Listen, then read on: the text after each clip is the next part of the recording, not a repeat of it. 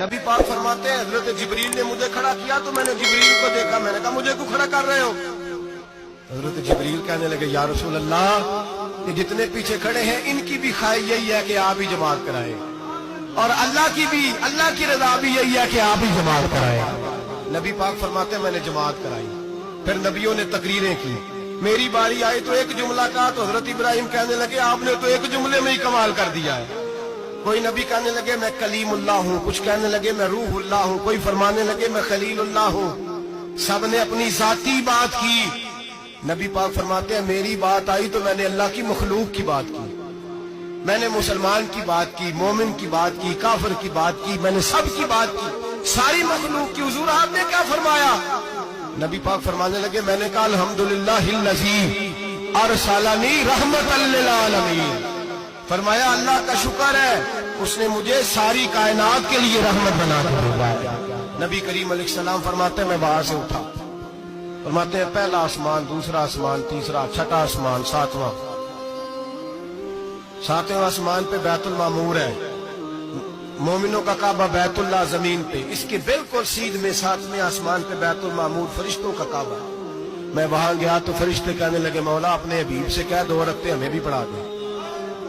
2 رکعتیں نبی پاک فرماتے ہیں 2 رکعتیں میں حتیم میں کعبے میں پڑھ کے گیا، پھر 2 رکعتیں مسجد اقصی میں پڑھی، پھر 2 رکعتیں میں نے بولیے 2 رکعتیں بیت المعمور میں کس کو پڑھائی؟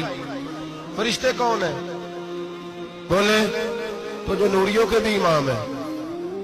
مولوی صاحب بڑے پریشان ہو جائے، کہنے نور نہ آکھو۔ میں کہ نیریا تینوں کی تکلیف ہوتی ہے، تیرے اندر داڑھی اندھیرا ہے، کیا تکلیف ہوتی ہے تجھے نور حضور کو کہنے میں؟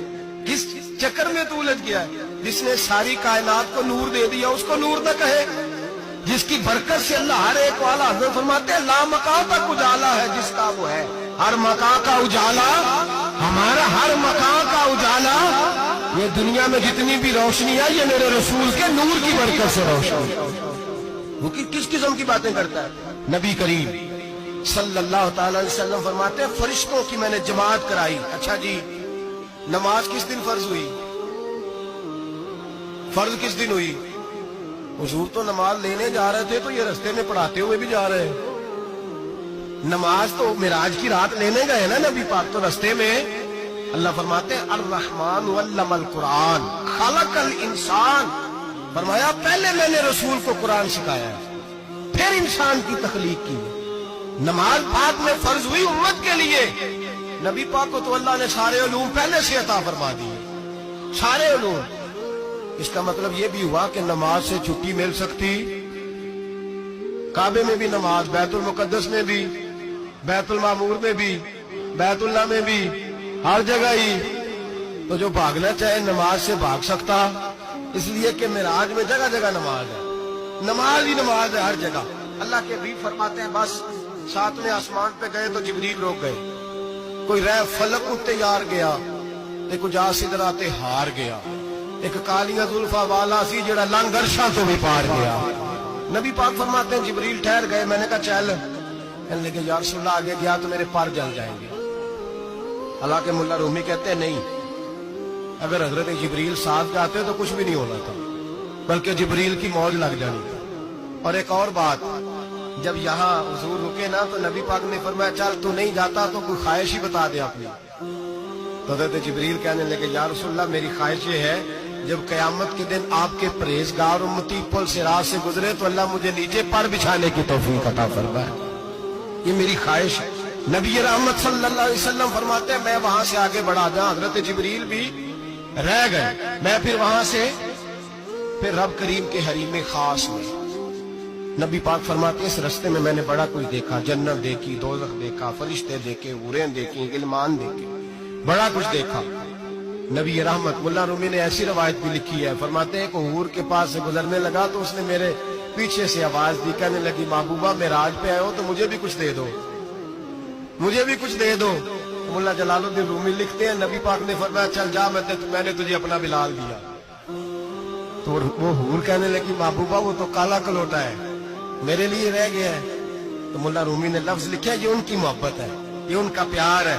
فرماتے ہیں محبوب فرمانے لگے تو کالا کہہ رہی ہے، अभी तो मैंने उससे पूछा नहीं, पता नहीं तुझे पसंद भी करता है कि नहीं, तुझे कबूल भी करता है कि नहीं, अभी तो मैंने उससे पूछा ही नहीं।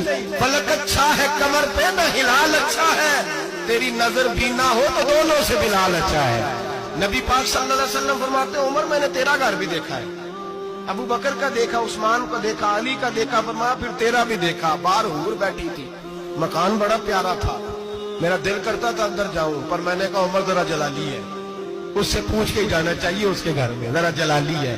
सहाबा कहते हैं फारूक आजम चीख मार के रोए, कहने लगे मैं कहा, मेरे इस यहाँ की हकीकत कितनी, मुझसे 100 लाख को काफी है इशारा तेरा। या रसूलल्लाह उमर को अगर घर मिलेगा तो आपकी कदमों की बरकत से मिलेगा। या रसूलल्लाह आप ये क्या फरमा रहे? नबी पाक फरमाते हैं मैं बारगाह खुदाबंदी में पहुंचा, बारगाह खुदाबंदी में पहुंचा, अल्लाह ने फरमाया अभी मेरे लिए क्या लाए हो?